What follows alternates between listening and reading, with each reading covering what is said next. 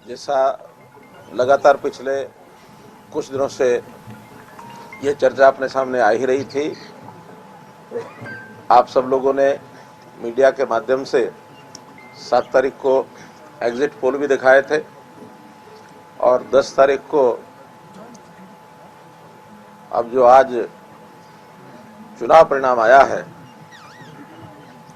इस चुनाव परिणाम में देश भर में भारतीय जनता पार्टी के प्रति जो समर्थन है वो हम सबको ध्यान में आया है।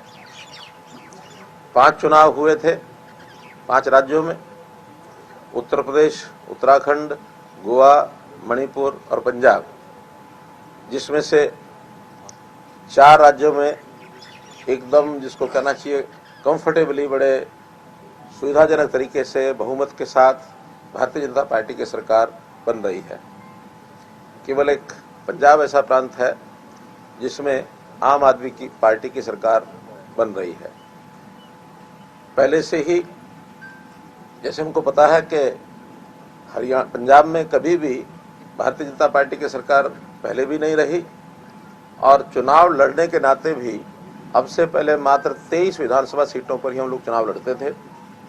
इस बार पहली बार कितने 75 सीटों पर भारतीय जनता पार्टी अपने चुनाव चिन्ह पर कमल के निशान पर चुनाव लड़ी है, क्योंकि पहली बार जब भी कोई इस प्रकार का बड़ा चुनाव कोई एक स्टेट में कोई पार्टी लड़ती है तो ऐसा कभी भी हम सोचते नहीं कि पहली बार में ही हमारी जो सरकार बनेगी।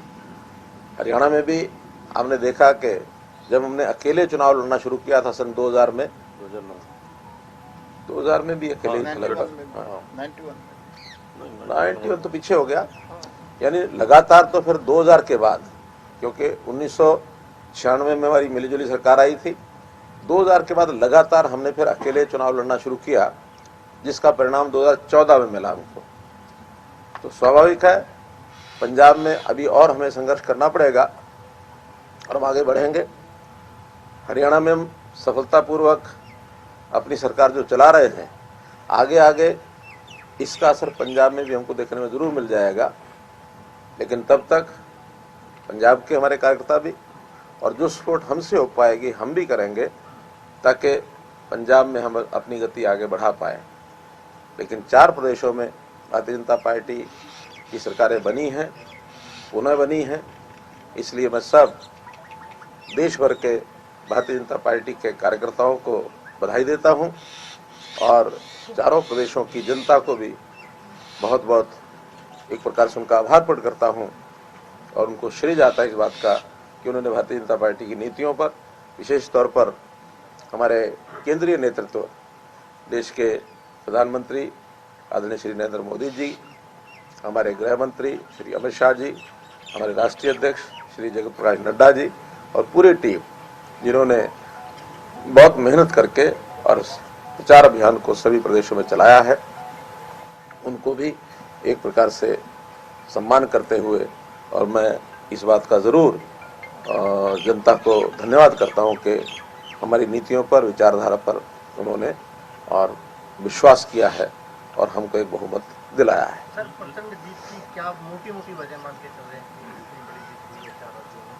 और देखिए, पहली बात तो यह है कि अगर हम देश के अंदर पार्टियों के साथ मुकाबला करें तो भारतीय जनता पार्टी और कांग्रेस आज भी 2 ही राष्ट्रीय दल ऐसे हैं जो अधिकांश प्रांतों में और अपनी उपस्थिति चाहे राज्य के माध्यम से चाहे विपक्षी पार्टियों के माध्यम से निभा रहे हैं।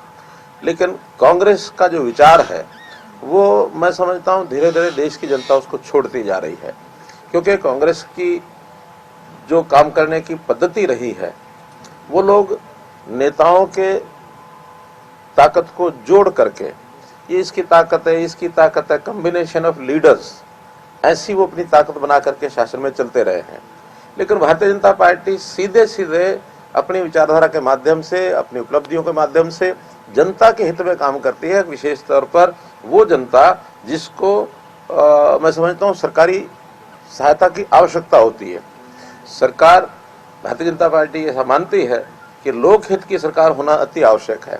लोकहित में भी जो समाज का वो वर्ग जो वंचित है, जो पीड़ित है, जो गरीब है, खास करके अनुसूचित जाति, खास करके पिछड़ा वर्ग, खास करके वर्गों में अगर आगे विचार करें तो फिर युवा को रोजगार चाहिए, शिक्षा समाज को चाहिए। तो ऐसे सारे विषय, महिलाओं की भी बहुत सी तरह की कठिनाइयाँ तकलीफें होती है, उनको दूर करने के लिए अब महिलाओं के लिए बहुत सी स्कीमें भारतीय जनता पार्टी ने शुरू की। उज्ज्वला स्कीम है और फिर उसमें घर घर पानी देने की स्कीम है। कहीं जनधन अकाउंट खोलने के बाद महिलाओं के खातों में सीधा पैसा देने की बात कही है हमने। महिलाओं का हमने हरियाणा में तो जैसे उद्यमिता को भी बढ़ावा देने के लिए अपनी घोषणा अभी बजट में की है। बेटी बचाओ बेटी पढ़ाओ का भी एक बड़ा अभियान सारे देश में लिया गया, हरियाणा में विशेष तौर पर लिया गया। तो ऐसे वर्ग, जिन वर्गों को सरकार की सहायता की आवश्यकता ज़्यादा होती है, ऐसे वर्गों का काम करने से एक मैसेज आता है कि जनता की भलाई के अगर कोई विचारधारा, कोई पार्टी का काम करने का तरीका तो भारतीय जनता पार्टी का है। कांग्रेस ने हमेशा नारे लगाए हैं, गरीबी हटाओ, गरीबी हटाओ, गरीबी हटाओ, लेकिन नारों के आगे बढ़ करके उन्होंने कोई उसके लिए पद्धति दी हो, कोई उसके लिए प्रत्यक्ष काम दिया हो, कोई प्रोग्राम दिया हो, ऐसा कभी नहीं किया है। केवल नारों से नहीं बनता है, प्रत्यक्ष जमीन पर काम जब करते हैं उसका लाभ, यानी उसका जो जनता है उसका एक उसको रिकॉग्नाइज करती है। इन नतीजों के बाद आप कांग्रेस का क्या भविष्य देखते हैं राजनीतिक? सर इसी में जोड़ रहा हूँ मैं, राघव चड्ढा ने बोला है कि नेचुरल रिप्लेसमेंट है आम आदमी पार्टी कांग्रेस की। तो क्या लगता है कि आने वाले समय में जिस तरीके से अब दूसरे स्टेट में भी आई है, आगे किसी जो बढ़ते कदम है आम आदमी पार्टी को? देखिए, कोई पार्टी एक या दो प्रदेशों में आती है तो उसको कोई ऐसा नहीं कह सकते कि विकल्प बन करके कोई देशव्यापी काम कर लिया है। ऐसे तो पहले भी होती रही है। आखिर कम्युनिस्ट भी कभी 2-3 प्रांतों में लगातार आते रहे हैं। इस प्रकार के उदाहरण और भी मिल सकते हैं कि एक या दो प्रदेशों में आए हैं। अब इनके पास 2 प्रदेश आए हैं, इसका अर्थ है नहीं है कि कोई राष्ट्रीय विकल्प यानी इस रूप में कांग्रेस के विकल्प के रूप में खड़े हो गए हैं। उपस्थिति इस नाते से राज्य में है नहीं है, तो भी कांग्रेस की उपस्थिति आम आदमी पार्टी से ज़्यादा अभी भी है। अब वो उनका आपसी संघर्ष है, आपसी विचारधारा की लड़ाई में, लेकिन आम आदमी पार्टी की जो विचारधारा है उसको भी मैं बिल्कुल कतई ठीक नहीं मानता हूँ। वो देश हित में ये कभी भी नहीं है कि हम जनता को फ्री बीज दे करके, मुफ्त बांट करके और उनको जनता को नाकारा बना दें, उनको उद्यम करने की प्रेरणा ना दें, उनको हाथ पर हाथ रख करके वो बैठे, उनको खाली खिलाया जाए। ऐसा ये पद्धति ठीक नहीं है। बल्कि इस प्रकार के वर्ग को अपने पैरों पर खड़ा करने के लिए अगर आप कुछ करते हैं तो एक स्थायी व्यवस्था बनती है, लंबे समय तक समाज को सुखी बनाने के लिए एक कारगर पद्धति है। तो इसलिए जनता इस बात को निश्चित रूप से समझेगी। आखिर केवल पंजाब में ही वो आ पाए, बाकी प्रदेश में, बाकी 4 प्रदेशों में कहाँ गई? हरियाणा में भी उन्होंने पहले प्रयत्न करके देख लिया, हरियाणा में कहाँ आए? तो इसलिए जनता समझती है कि इस प्रकार से फ्री और दिल्ली में तो चूंकि साधन संपन्न प्रदेश है, फिर इस चीज को स्वीकार करने के लिए बहुत से ऐसे वहाँ एरियाज हैं, जो कि झोपड़ी एरिया, बाकी सब एरिया, वहाँ गैप बहुत है दिल्ली के अंदर। या तो बहुत निम्न लेवल के लोग दिल्ली में झुग्गी झोपड़ी है वो बहुत ज़्यादा रहते हैं, या फिर हाई लेवल के बहुत लोग रहते हैं। हाई लेवल के लोगों का जो इनकम यानी उनके कारण से जो कंट्रीब्यूशन उनका है और जो इनकम दिल्ली में होती है, टैक्सेशन ये वो सब, जबकि खर्च दिल्ली सरकार का बहुत कम है, तो वो सारा पैसा उनको फ्री बांट में काम आ गया। अब पंजाब में उनकी एक प्रकार से परीक्षा होगी, क्योंकि पंजाब की आर्थिक स्थिति कहीं भी परमिशन नहीं देगी कि आप कोई भी एक पैसा और मुफ्त में बांट देंगे किसी को। पहले ही पंजाब संकट में है।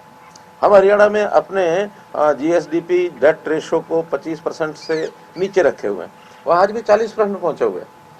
आखिर पैसा कहीं से बांटना होता तो कहीं से लाना भी पड़ता है। आम आदमी पार्टी के सामने पंजाब में सबसे बड़ी चुनौती आप ये मानते हैं जिन्होंने मुफ्त में घोषणाएं की हैं देने की, तो एक बड़ी चुनौती है? चुनौती ये भी है, एक बड़ी चुनौती जो हमें ध्यान में आ रही है कि पंजाब एक बॉर्डर स्टेट है, और जिस प्रकार की रीति नीति एक राष्ट्रीय दल की बॉर्डर स्टेट में पड़ोसी देशों के साथ डील करने की होती है, ये एक बहुत बड़ी समस्या मुझे भय लग रहा है कि कहीं ऐसी ना जाए उसको टैकल ना कर पाए। क्योंकि पिछले दिनों में विचार के नाते से कई बार उन्होंने जो टिप्पणियां की हैं, वो टिप्पणियां बहुत घातक टिप्पणियां की हैं। अलगाववादी ताकतों के साथ खड़े होने की जो उन्होंने अपनी मंशा दिखाई है, ये भी अपने आप में खतरनाक पहलू है।